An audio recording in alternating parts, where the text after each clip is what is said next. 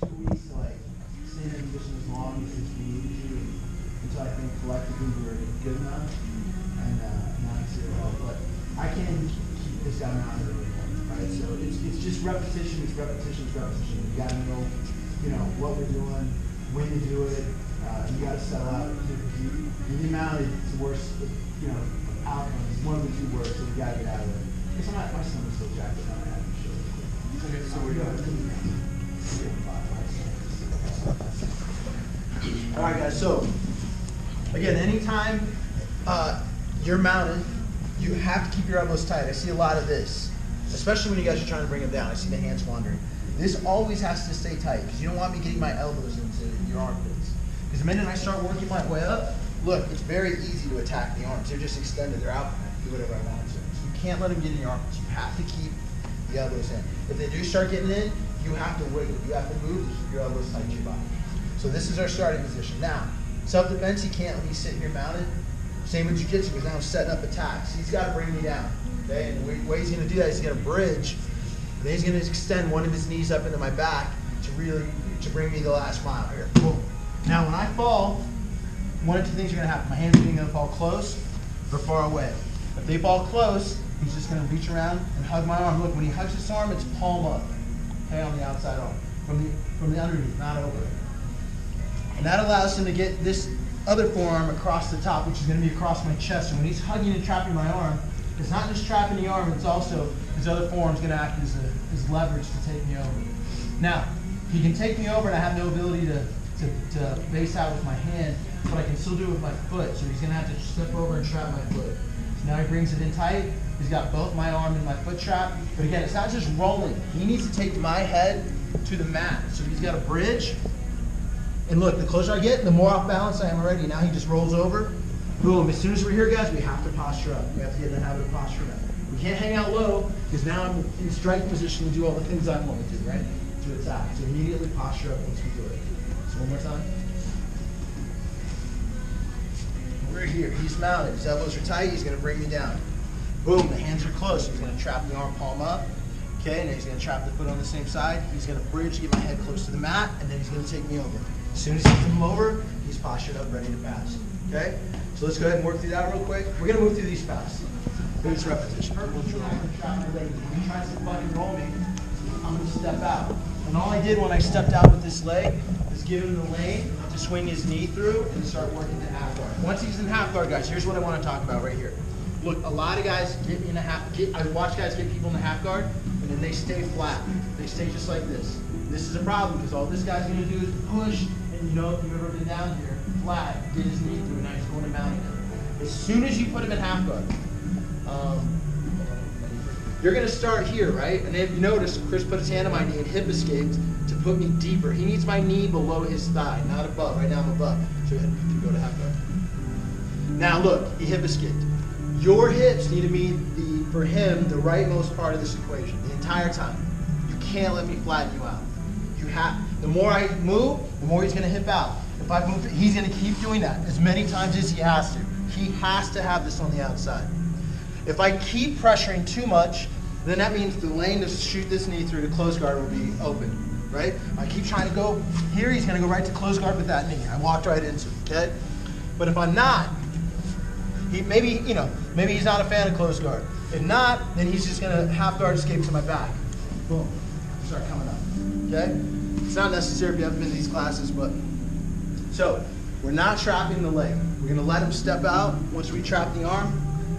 When we bridge and roll, we're tricking them, thinking, boom, they're going to do this. You're going to slide your knee right through and turn right into them with a pummel. That's going to turn into an underhook. If they're trying to flat you out, you're going to shoot right this knee through and go right to close guard. If not, you can escape to their back, okay? So just keep that in mind. I notice a lot of times we do that, we end up flat, and then they just remount you again. Get you on your side completely. Keep your butt the furthest most thing the outside of the equation. All right, let's do it. I'll walk you through. We do the same with the fucking roll. They're going to put that leg out to stop. You're going to just drop your right knee through. Immediately, once your right knee's up through, point it up. Look for the underhook. Turn your right hand into a pummel. Okay? Keep your left elbow tight. Now, if they don't do anything, you can escape to their back. If you keep trying to flatten you out, push the far knee away. Bring the far knee away and put your knee through to close guard. Everyone make great fun. When you skydive, when you're here, lock you up and take their hands off the mat, they're trying to crush you, you have to shed these hooks right here, back here. And the way you do that is by straightening your legs out. Boom, lock them out and get them to the mat. Once you're on the mat, you can't let them get back underneath him. Now, he's gonna have to angle his hips and his body one side or the other, but he's gonna step all the way over his leg and reach for my ankle and pull it into his half guard. Go ahead. Yes. Once he'll find it, he pulls it in. Once he has it, he's gonna use his hand and frame to push it deep, and everything's the same. Gets on the side, that hand turns into an underhook, and he's either going to my back or a closed guard, depending on what I do, okay? So one more time. Clear grind, skydive move, he sheds the hooks, gets his legs dead to the mat, steps over, pulls it in, completes the half guard portion, and now he starts moving either to my back or the closed guard. Okay? Everyone good on that? Mm-hmm. All right, let's try it.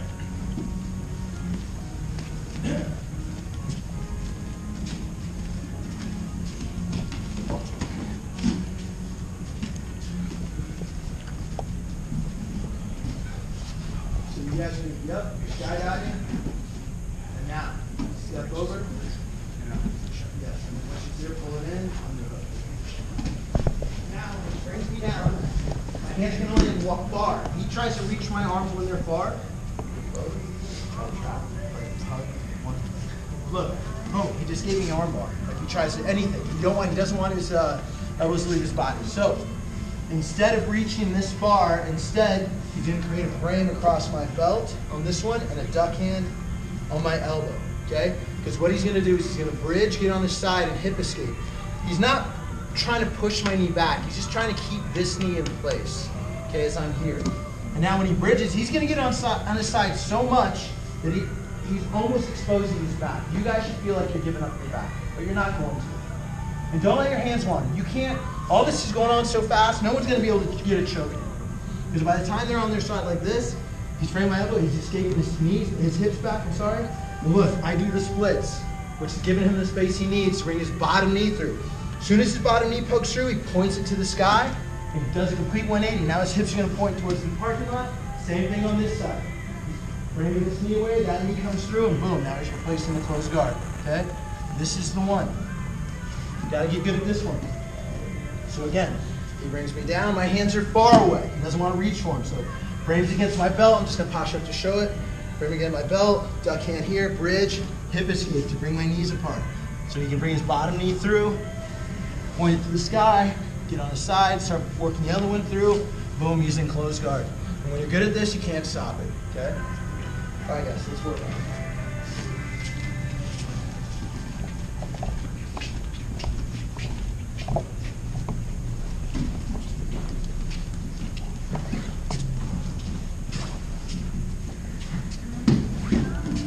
Okay, so now the hands are far away.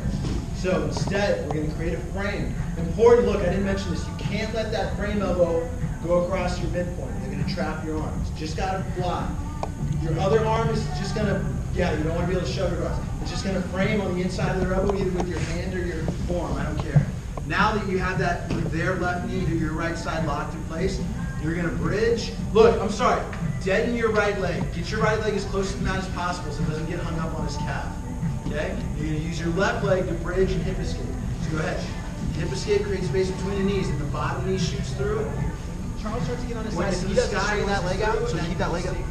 What I see a lot when beginners bend that knee instead of like bridging is when they get on their side, that bent knee lands on top of their calf, and they get stuck there, and they can't seem to get out. It's because you need to straighten it out so it's not hung up on his leg. That's what happens. And I sit there and watch it like, you know, it's like just straighten it up. So first off, when you get mounted, right? You know when you're gonna get mounted. You know it's coming, right? The guy's in side control ready, he's dominating position, he's here, whatever. You know he's gonna mount you. So you need to be setting up your escape already, not continuing to fight it. I'd rather just let him go to mount, so I'm hitting my escape. So in a situation like whether it's this position I'm stepping over, or more traditional, when I'm doing this and coming over, I'm focused on getting this knee and this foot to the mat, here, to completing that move. What I'm not really focused on is the one I left behind. So that's the one that's gonna be light. So I see a lot of guys getting mounted and they're doing everything they can to stop this from dropping. It's too late, he's gonna get that. Instead, turn to the light knee and replace on that side. Boom, I got that one down, but now you're already replaced on this side and going to my back. So just keep that in mind, guys, when you're trying to escape mount, or when you know you're gonna get mounted.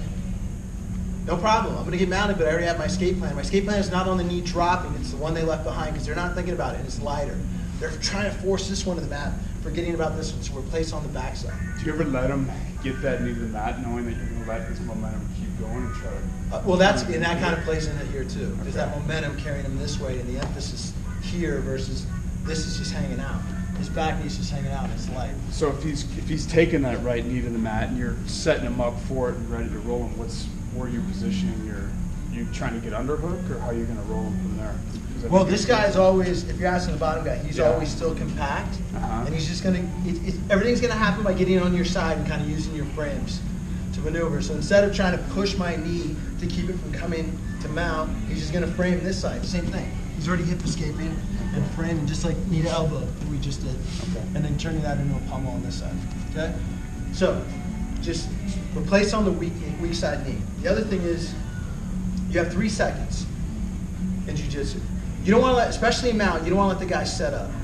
You know, if you ever watch Roger Gracie, like the best competitor of all time, when he gets here, they start counting down from 10 to 1 in Portuguese, because he taps everyone in that time. Because his hips are so heavy, and as soon as you get mounted, you got to be getting out of it. You can't let this guy settle and get his hands where you want, then it's too late. As soon as he mounts, you're getting out of there, okay? It's a yard sale, I got to get out of there. If you're bridging to try to bring my hands down from here, and you can't, like I see this left bridge, like you guys are just doing this, knee to elbow. I only have 2 points of contact with the mat. I'm more stable here with 4 or 6 maybe. Here with 2, I'm less stable, so just go knee to elbow right now, boom, and by the time I'm trying to catch up, it's too late, okay? So if you can't bring a guy down, don't worry about it, knee to elbow. Knee to elbow 95% of the time anyway. You're not worried about giving up your back like that when you're trying to re-guard it? It's all happening too fast. Okay. It's all happening too fast. He's not going to get it. By the time he's, there's his back. Oh, I'll get around his neck. He's already replaced. Yeah, he's already replaced. Okay. So, all right, guys, grab a drink if you need it and turn the seat down.